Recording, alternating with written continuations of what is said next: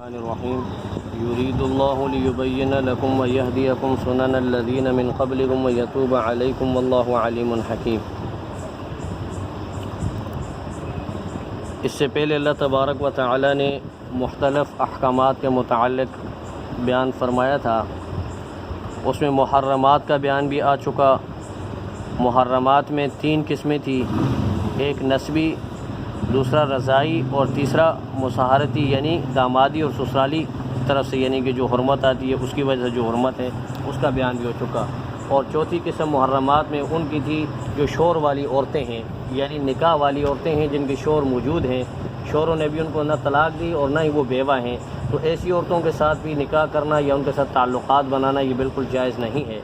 پھر درمیان میں اللہ تبارک و تعالیٰ نے مار کے متعلق بھی کچھ باتیں بتائی تھی کہ مار اگر آپ اس عورت سے فائدہ اٹھا لو تو پھر اس کے بعد جو مار مقرر کیا گیا ہے وہ مقرر مار اس کو آپ دے دو خوشی کے ساتھ۔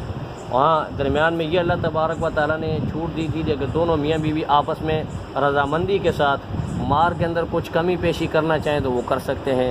بیوی چاہے تو مار کو کم کر سکتی ہے، شور چاہے تو مار کو بڑھا سکتا ہے۔ اب یعنی کہ یہ دونوں آپس میں مشاورت کے ساتھ یہ کام کر سکتے ہیں، اس میں کوئی گناہ نہیں۔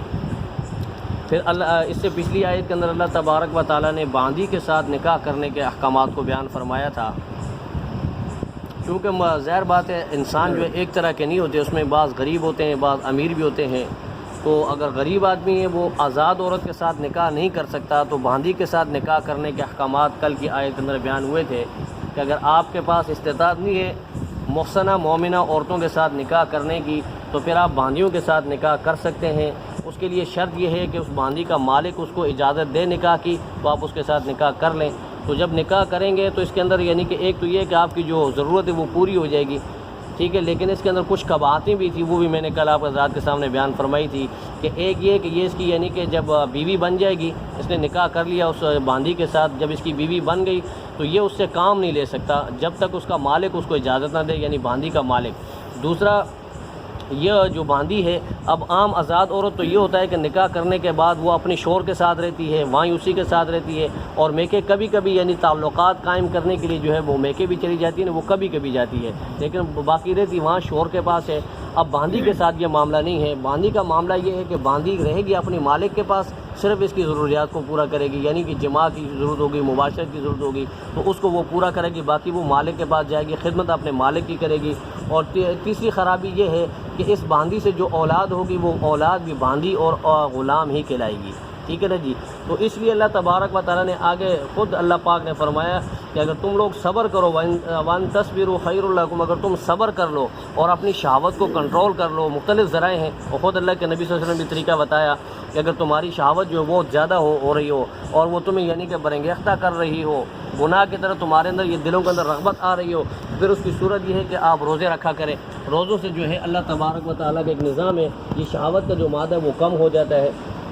تو بہرحال اس کا بھی بیان فرما دیا۔ پھر آگے آج کی جو آیت ہے اللہ تبارک و تعالیٰ اس کے اندر جو ہے انہی احکامات کے متعلق جو اللہ تبارک و تعالیٰ نے پیچھے بیان فرمایا اس کی حکمتوں کو بیان فرما رہے ہیں، اور تاکید در تاکید اللہ تبارک و تعالیٰ مسلمانوں کو یہ ترغیب دے رہے ہیں کہ یہ کوئی عام احکامات نہیں، ان کے اوپر عمل کریں، یہ تمہاری اپنی زندگی سنوارنے کے لیے اور تمہارے معاشرے کو خوبصورت بنانے کے لیے، سوسائٹی کو خوبصورت بنانے کے لیے ہیں۔ اللہ تبارک و تعالیٰ نے کوئی حکم جو ہے تمہارے اوپر زبردستی مسلط نہیں کیا اور ایسا حکم تمہارے اوپر فرض نہیں کیا جس کو تم پورا نہ کر سکتے ہو۔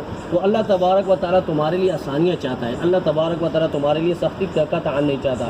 تو فرمایا کہ یرید اللہ، اللہ چاہتا ہے لیبین لکم، کہ شریعت کے کچھ احکامات تمہارے اوپر واضح اور ظاہر کر دیے جائیں، بیان کر دیے جائیں۔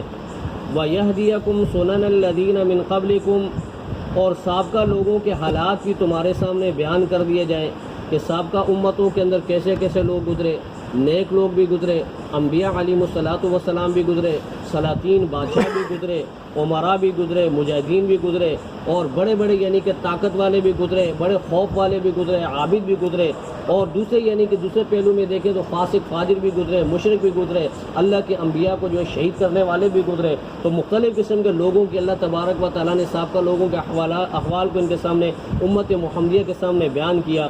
اس لیے کہ وَيَتُوبَ عَلَيْكُمْ، اگر تم سے کوئی لغزش ہو جائے، کوتاہی ہو جائے، گناہ ہو جائے، اور اس گناہ کے بعد تم اللہ کی طرف رجوع کرو تو وَيَتُوبَ عَلَيْكُمْ، اللہ تبارک و تعالیٰ اپنی مہربانی کا معاملہ تمہارے ساتھ فرمائے، اور اللہ تبارک و تعالیٰ تمہاری طرف متوجہ ہو اور تمہارے سارے گناہوں کو اللہ کریم معاف کر دے۔ اب اللہ تبارک و تعالیٰ بندے سے یہ چاہتے ہیں، فرمایا کہ واللہ علیم الحکیم، اور اللہ تبارک و تعالیٰ جاننے والے اور حکمت والے ہیں۔ یہ جتنے بھی احکامات اللہ تبارک و تعالیٰ نے دیے ہیں، مثلا ماں کے ساتھ نکاح حرام، بیٹیوں کے ساتھ نکاح حرام، بہنوں کے ساتھ نکاح حرام، پھوپھیوں کے ساتھ، خالاؤں کے ساتھ، دادی کے ساتھ، نانی کے ساتھ، یہ سارے کے سارے جو احکامات یہ اللہ کی حکمت سے بھرے ہوئے ہیں۔ اب ان کے اندر بہت ساری حکمتیں ہیں، اب ان کے اگر حکمتیں تلاش کرنے لگے بندہ تو بندے کی زندگی ختم ہو جائے گی۔ اللہ تبارک و تعالیٰ نے کیا کیا ان کے اندر حکمتیں رکھی ہیں، فرمایا کہ اللہ کا جو کام بھی ہوتا ہے وہ حکمت اور علم کے مطابق ہوتا ہے۔ واللہ، دوبارہ یہ تاکیداً فرمائے کہ واللہ یرید ان یتوب علیکم، اللہ تبارک و تعالیٰ تمہارے اوپر اپنی مہربانی فرمانا چاہتا ہے۔ اور اس کے برعکس یرید الذین یتبعون الشہوات، اور وہ لوگ جو شہوت کے پیچھے جا رہے ہیں، جو یعنی کہ شہوت کے ہاتھوں مجبور ہیں، وہ یہ چاہتے ہیں کہ ان تمیلوا میلا عظیما، کہ تمہیں حق سے جو دور پھینک دیں، تمہارا حق کے ساتھ کوئی تعلق نہ بنے۔ تو یہاں یتبعون الشہوات سے کیا مراد ہے، کون مراد ہے؟ تو اس میں مفسرین کرام کے تین قول ہیں۔ ایک قول کے مطابق یہاں نصارہ مراد ہے، اور ایک قول کے مطابق یہود مراد ہے، اور ایک قول کے مطابق مجوسی مراد ہے۔ اب چونکہ مجوسیوں کے اندر جو ہے وہاں ان کے ساتھ مجوسیوں کے اندر جو یہ بھی ہے کہ وہ اپنی سکی بہن سے بھی نکاح کرتے ہیں، اور یہود و نصارہ کے اندر یہ چیز پائی جاتی ہے کہ وہ بھانجی اور بھتیجی سے بھی نکاح کرتے ہیں، اس کو حرام نہیں سمجھتے ہیں۔ اب وہ پھر مسلمانوں پہ اعتراض کرتے ہیں کہ جی یہ مسلمان جو ہے خالہ کی بیٹیوں کے ساتھ اور پھوپھی کی بیٹیوں کے ساتھ نکاح کرتا ہے۔ تو یہ بہرحال ان کی یعنی کہ غلط وہ تھا۔ تو اللہ تبارک و تعالیٰ نے ان کا رد فرمایا کہ ایسے لوگوں کے پیچھے نہ چلیں، یہ تو شہوت پرست لوگ ہیں، اور اللہ تبارک و تعالیٰ جو ہے شہوت پرستوں کو جو ہے کبھی کامیاب نہیں کرتا۔ یہ شہوت کے راستے پر جو چل رہے ہیں، اب دنیا کے اندر جتنے بھی یعنی کہ ذرائع ہیں، اب وہ آپ اس کی تفصیل دیکھتے رہیں، آپ معاشرے کے اندر دیکھیں ہمارے جو حالات بنے ہوئے اس وقت پوری دنیا کے اندر، لوگ جو شہوت کے پیچھے پڑے ہوئے ہیں۔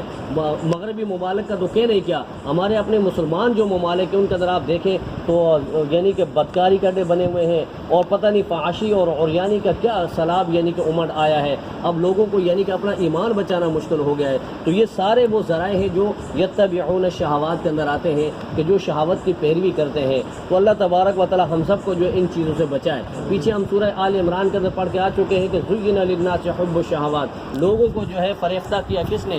شہوت کی یعنی کہ رنگینیوں نے۔ اب شہوت کی یہ ساری چیزیں ہیں، صورتیں ہیں، اب ان کے پیچھے بندہ پڑتا ہے تو اللہ سے دور چلا جاتا ہے۔ فرمایا کہ یرید اللہ، اللہ چاہتا ہے ان یخفف عنکم، کہ تمہارے اوپر آسانی کا معاملہ فرمائے، تمہارے اوپر یعنی کہ ہلکا بوجھ ڈالے۔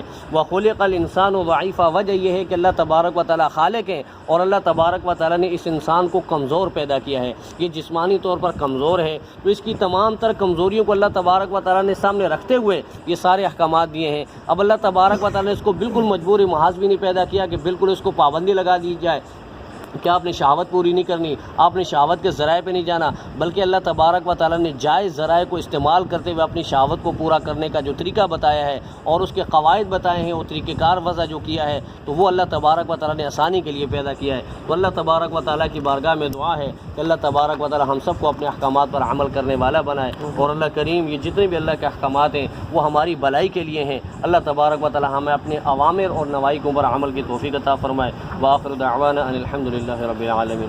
اللهم صل على سيدنا ومولانا محمد وعلى آل سيدنا ومولانا محمد وبارك وسلم.